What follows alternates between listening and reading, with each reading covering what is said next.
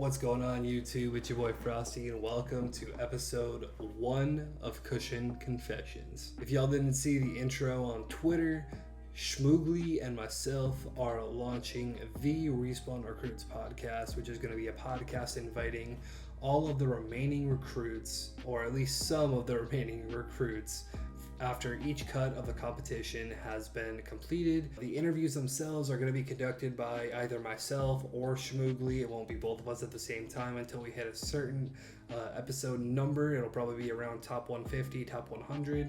The Respawn Recruits podcast is not going to be a common podcast editing style. It's going to be edited more in a content style. So it's going to be very fast paced. The questions are going to pop up on screen. You're going to hear everyone's answer. The primary questions for each episode are going to be featured on screen, and it's going to be held in more of like a Jubilee style video, I guess is the best way I can describe it. Before we get into the questions, I just want to say thank you to Respawn for this opportunity. Hosting a challenge like this brings the community together in a way that I don't even think they fully realize. I've met countless people through this challenge already. That's all I got for you guys, so let's go ahead and get right into episode 1 of Cushion Confessions. Yeah, for sure. My name is Courtney. I do go by Courtslay on all of my social media. I am kind of just a variety gamer here and there. I was streaming for a while, but I've mainly prioritized like YouTube and TikTok and things like that. I've been creating content for about 6 years now. I actually currently work for TikTok, so that's kind of about me. Yeah. Online, I go by Dragotic. I've been a content creator on and off since about 2015, 2016. I used to do a lot of Pokemon stuff. It wasn't as saturated as like Call of Duty or League of Legends or something like that. And I thought, okay, I like Pokemon. I grew up with Pokemon. I love shiny hunting. Why don't I try to be that? And then I realized that I didn't really like the content that I was creating. So now I'm more of a variety gamer. I primarily make YouTube videos, and I primarily make like the old school Let's Play videos. Alright, yeah, my name's Titan9023 on all socials. I pretty much stream FPSs for the most part. I've been streaming for 5 years, mostly FPS, but I've been diving into a little bit of everything, just trying to expand my horizons and meet new people through different games and things like that. I'm Scary Terry or Terry. I don't care what you call me. I am a 23-year-old streamer and hard-time worker. I enjoy playing Call of Duty. I went for Respawns last year and placed top 250. So I'm Cupcake. I have been a streamer for about 5+ years. I was on Mixer and then Twitch and then now Kick. I am a stay-at-home mom. I'm a variety streamer, play pretty much everything. I stream pretty much everything. My name is Grandmaster Taekwondo. I've been doing content for 5 to 6+ years now. I'm a 3rd degree black belt in Taekwondo with a certified instructor certificate, and love what I do. All right, well, my name's Tyler Hotfoot, aka Footloose, aka Mr. Good Vibes and Good Times. I've been content creating for about 3 years now, a little bit longer, but I've always been an entertainer, and all I'm trying to do is make people smile. I've been a part of Respawn Recruits now 2 years, and it's been a amazing journey. I'm a full-time worker, so 9 to 5 for right now. I am also a father of 2, and I do have a 4-legged daughter who's about 9 months right now. So, As far as me knowing my next steps, I'm kind of like a go with the flow kind of girl.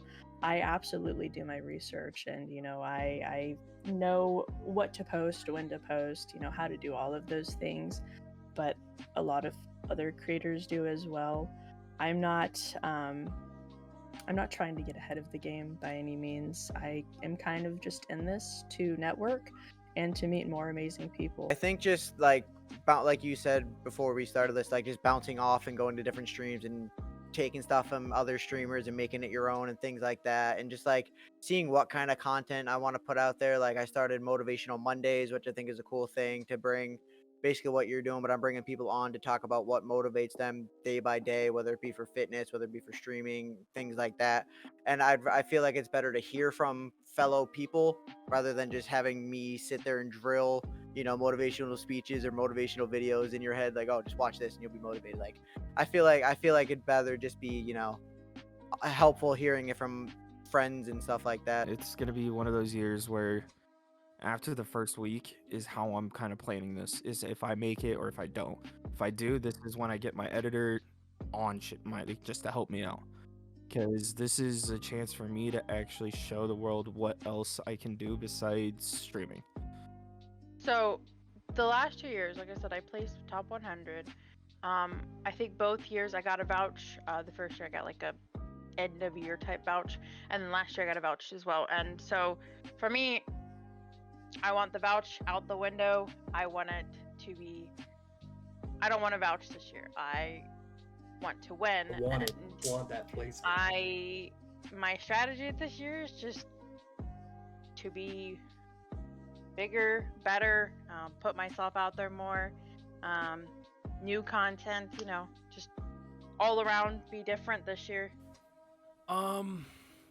So I noticed that when I got feedback, even when I didn't make it, I think it was a top 10 or top 15 or something like that. I got feedback from people in regards to what made me stand out.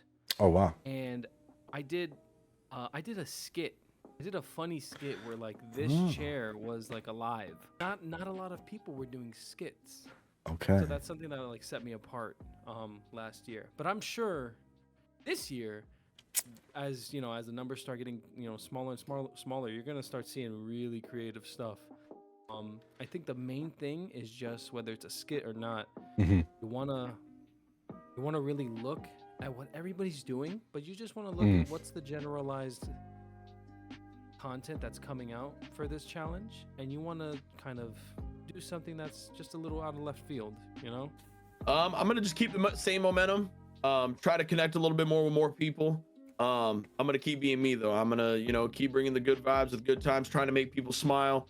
Of course. I'm always pushing myself more and more to hit the goals that I try to achieve, or that I want to achieve. Right.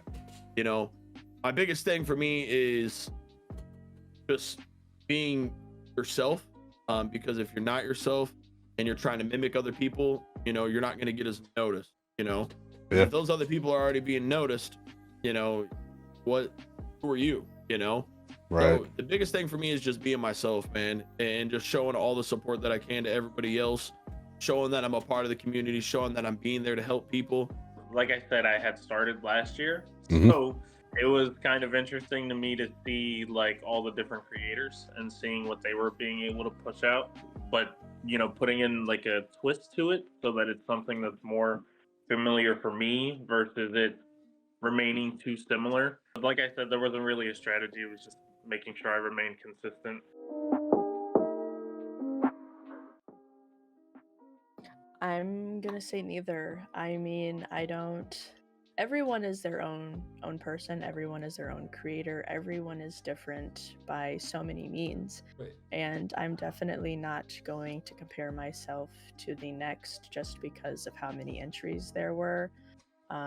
At the end of the day, this is a recruitment challenge and every man is for themselves, but also I truly believe that Respawn puts this together not just to find partners, but to bring the community together, and for creators that don't have such a big following or such a big viewership or anything like that, to get together so they can network and create relationships that'll last a long time. That's actually a very good question. I mean, obviously, with there being a lot less applicants, that means that gives Respawn a lot more time to kind of give you a one-on-one, if you will, on your content. So I guess in a sense, it kind of makes it easier. Yeah. But at the same time, You are going to be don't think judged that- so much more critically. right? Yeah, I was about to say. At the same time, don't think that you like get it easier Yeah. because there's so less people. Like you still got to put in that work. I think it's going to be a harder competition because I feel like the top 500 that put in are all deserving of each spot that's going to be given out. I feel like everybody has their own thing that they're working towards, and I feel like Respawn's going to be really, really tight on who they pick for each round. So like that's hard to determine because I think I was just saying something to somebody about this the other day, but like you think that having like 1,000 people like that you're competing against is like making it harder.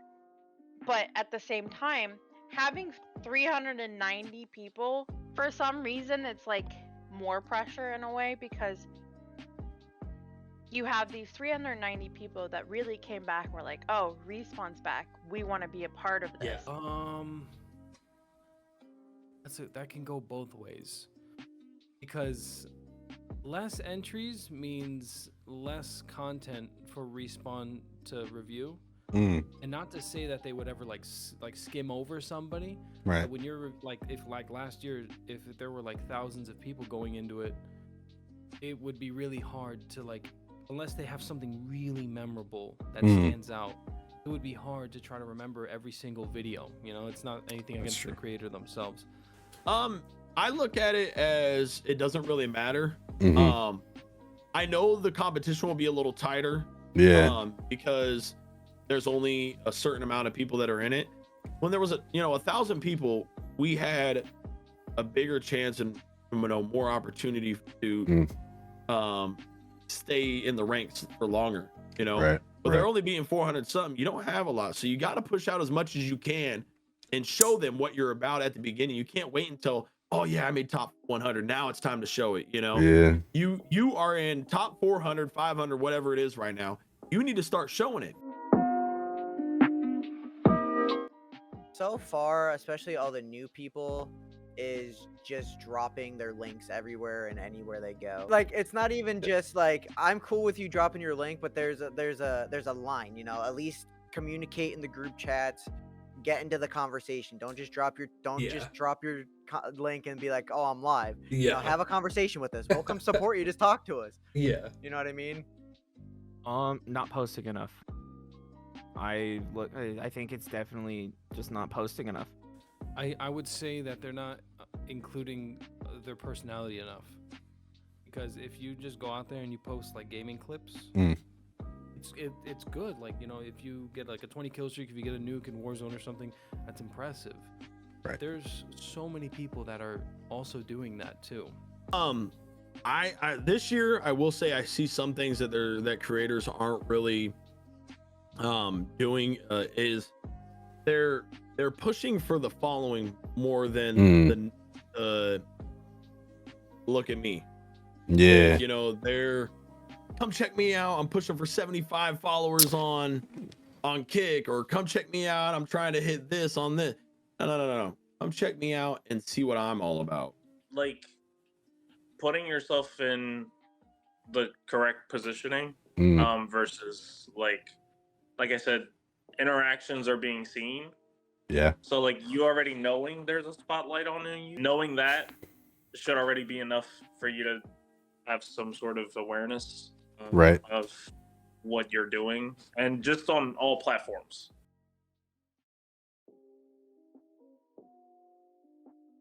Being active in the community. I think that's probably the biggest thing that Respawn is really looking for.